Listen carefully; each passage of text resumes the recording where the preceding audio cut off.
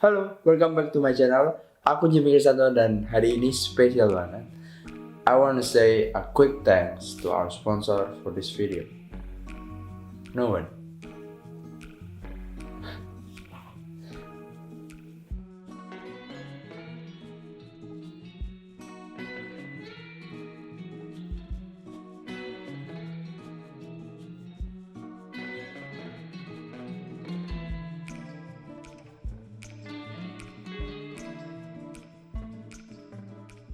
Reto 3D. Ini aku masukkan lagi ke dalam boxnya biar kalian bisa lihat penampakannya kalau masih baru. Tapi yang ini udah bekas ya. So, let's unbox it.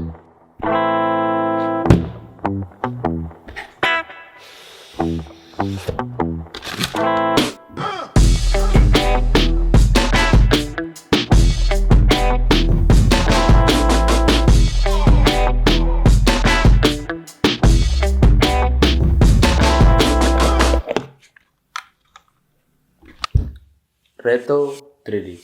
Kalau misalnya kalian pernah nonton videoku yang sebelumnya, yang aku ngebahas stereoskopik, bikinnya pakai HP.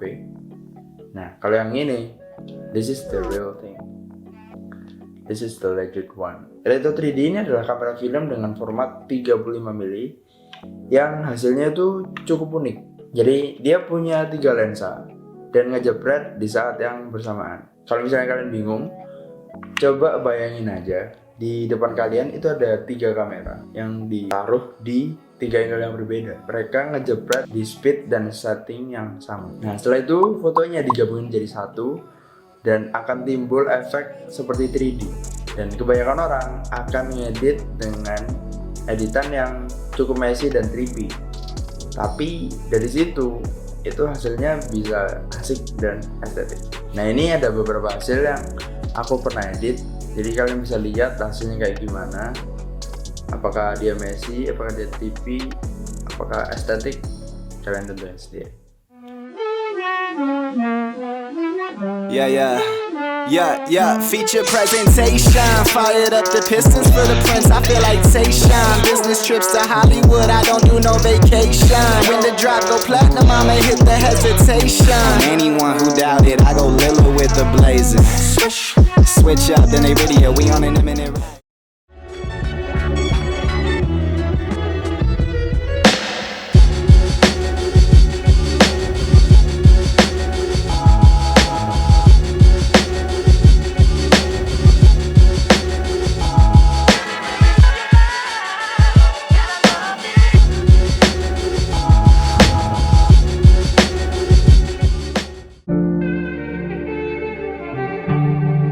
Nah, for the specification, seperti biasa di kamera film ini ada yang namanya rewind dan forward. Nah, ini di sini untuk rewindnya itu sama seperti kamera film pada umumnya.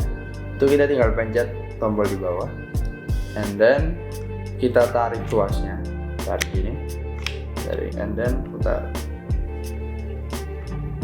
Sama kok. Ada juga forward. Di sini forwardnya. Forwardnya itu kayak Fujica M1. Dia kayak gini, bukan yang kokang. Nah, itu kita tinggal gini aja sampai ada bunyi klik, and then nanti kita tinggal jepret aja. Kita lihat. Nah, kayak gitu. Next, terus di bagian atas ini ada film counter. Jadi kalau belum ada filmnya pasti ada di huruf S. Dan setelah ada filmnya, kita udah kokang jepret, nanti dia akan ke angka 1 atau 2. Dan di bagian sini ada viewfinder untuk kita bisa ngecek frame-nya seberapa. Jadi kira-kira frame-nya akan seberapa. Nah, kalau misalnya kalian lihat di sini tuh frame-nya dia nggak persegi panjang atau 3:4 seperti kamera film biasanya. Itu agak portrait. Kenapa? Karena dia bakal jepretnya itu 3 lensa.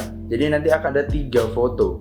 Nah, per foto dia akan makan ukuran setengah frame dari biasanya. Jadi kalau biasanya kita punya kamera SLR atau point and shoot, dia ngejepret 36 exposure, ya 36 exposure. Tapi kalau yang ini jadinya hanya 24 exposure. Biasanya kita 36.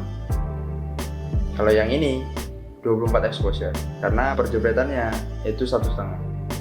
Jadi kalau 24 dikali 1,5 jadinya 36 kayak gitu. Then we move on to the front part. Di depan lensanya ini ada 3 dan dia ngejepret dengan kecepatan 1/125. Nah, ini cukup cepat untuk nge-freeze pergerakan atau movement waktu kita ngelempar barang atau sedang bergerak.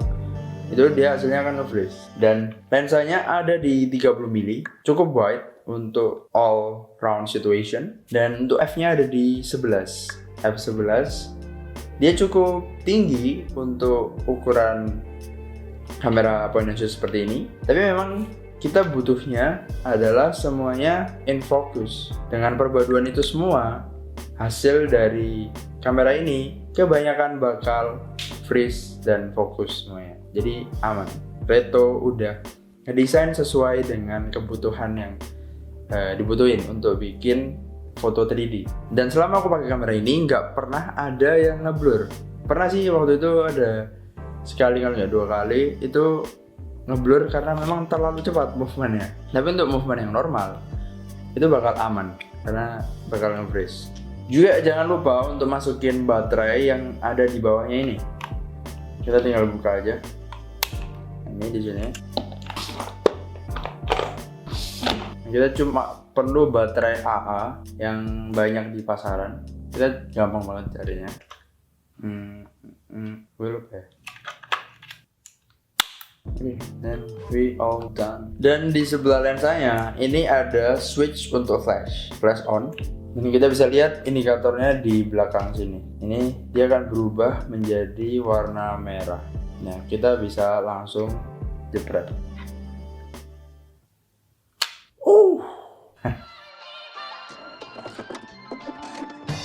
Oke, so aku udah beli kamera ini itu udah kurang lebih setahun.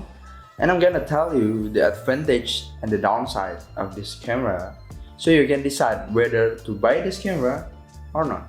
Oke, kita mulai dari kelebihannya dulu ya. Yang pertama, kamera ini tuh it's very lightweight. Jadi dia enteng. Kalau misalnya ya kita masukin kamera ini ke dalam tas, itu nggak bakal kerasa beratnya. Bahkan waktu itu aku pernah hunting dan aku gantungin di strap tas kayak gitu, dan itu tetap nyaman. It's very comfortable to carry around with. The second one, the design is quite good and everlasting. Desainnya tuh simple, minimalis, dan logo Reto di depannya itu ngasih one finishing touch yang oke banget. Oke, yang selanjutnya, kamera ini tuh instan banget. Jadi yang perlu kita pikirin itu hanya objek-objek apa yang menarik buat difoto dan bisa dijadiin 3D. Untuk semua settingan dari speed, ISO, aperture, semuanya itu udah diatur sama kameranya. Jadi kita nggak perlu mikir no-brainer banget. Kita bisa langsung aja fokus ke komposisi dan hal-hal apa aja yang menarik untuk dijadiin foto 3D. For the downside part, body Reto ini semuanya terdiri dari plastik ABS kalau kalian tahu. Jadi sangat rawan kalau jatuh, terbentur, atau ketindihan itu pasti rusak atau penyok sih. So goodbye. Selanjutnya, kedua, kita nggak bisa nih ganti-ganti settingan ISO di kamera ini. Jadi memang didesain untuk roll film yang murah seperti Kodak Gold, Fuji G200 yang punya ISO yang rendah. Kalau misalnya kita mau masukin pakai ISO yang tinggi dengan ISO 400, itu pun tidak berfungsi dengan maksimal malahan. So, memang didesain untuk roll film yang murah-murah aja. Oh iya, aku nggak saranin pakai film remjet ya. Karena film remjet ini kalau mau dipakai itu harus di over di dalam kameranya. Sedangkan di Reto itu nggak bisa. Aku dulu pernah nih pakai film remjet, aku masukin ke Reto. Pikirku biar bisa dapat efek wiggle-nya, tapi pakai film yang budget. Hasilnya semuanya under. Jadi lebih baik kalau mau pakai kamera ini, pakai film yang official dari Kodak atau Fuji atau Ilford yang bukan film remjet. Selain itu semuanya, all works great. Untuk ukuran kamera 3D, hasilnya tuh oke banget. Jadi pertanyaannya, is this camera for you? Kamera ini itu cocok banget buat kalian yang pengen kamera 3D tapi nggak mau invest yang terlalu tinggi. Kamera Reto ini punya harga di bawah Nishika dan Nimslo sekitar 3-4 kali lipat lebih murah. But kalau kalian punya budget yang lebih, aku saranin beli Nimslo atau Nishika N5000 atau 4000 yang bodinya lebih kuat dan gak bikin was-wasan. So that's it for this video. Kalau misalnya kalian suka atau merasa terbantu sama video ini, kalian bisa like, comment, subscribe, dan share ke teman kalian yang mungkin lagi nyari kamera ini atau pengen beli. Bisa lihat video ini dulu biar ada pertimbangan. And till next time, see ya.